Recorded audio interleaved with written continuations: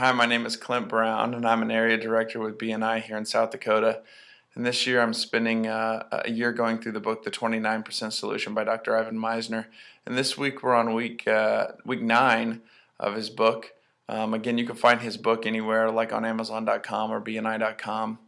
Again, it's called The 29% Solution. This week is week 9, and it's about meeting the right people. It's not just about meeting people when you're in the game of networking, but meeting the right people is really key. Most people who are in sales or own their own business are pretty good at meeting folks, and they play kind of a quantity game. What Ivan really suggests is quantity certainly has its function, but that creates a very wide and very thin network. And most businesses forego a wide and deep network. And that would be not only meeting the right people, but building that relationship. So you might be asking, who are the right people?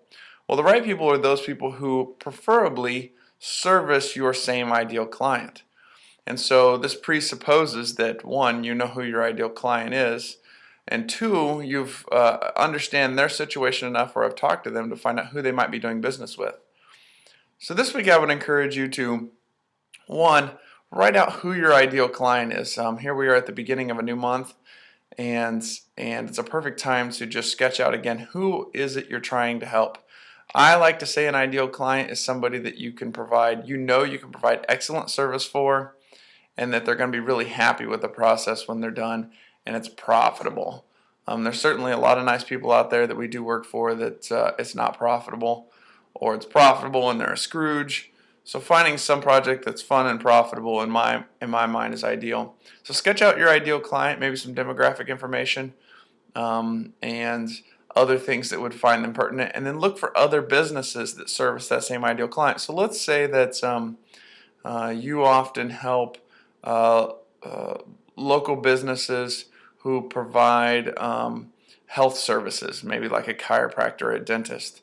There are other people in your community who that's their same ideal client. You need to find out who those people are. It could be somebody that provides supplies. It could be insurance people. But the next time you're at a networking event, instead of just going around trying to meet everybody, know who your ideal client is, and then go and try and find those people in the room who are after those same people. What this allows is you the opportunity to provide a partnership where the two of you could grow your business together without really competing. And this is really fantastic when it comes to networking. So it's not really necessarily what you know or who you know, but how well you know who you know and how well they know you.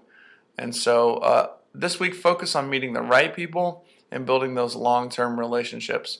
When you've got those right people down, have a couple goals in mind so that when you meet them, you'll know what to do with that relationship. Don't be afraid to share those goals. And also think about who is it in your network that help you accomplish those goals. If you want to meet 10 chiropractors, well, you probably have somebody that knows 10 chiropractors in your network, or know somebody who knows somebody. And maybe spending an extra 10-15 minutes figuring out who that is could save you a ton of time of cold calling and working your network in a different way. So this week I encourage you to meet the right people and then build a great relationship with those people. You'll have a much stronger network, and honestly a much more manageable one that'll be both profitable for you and for them. Thanks again, and I will see you next week.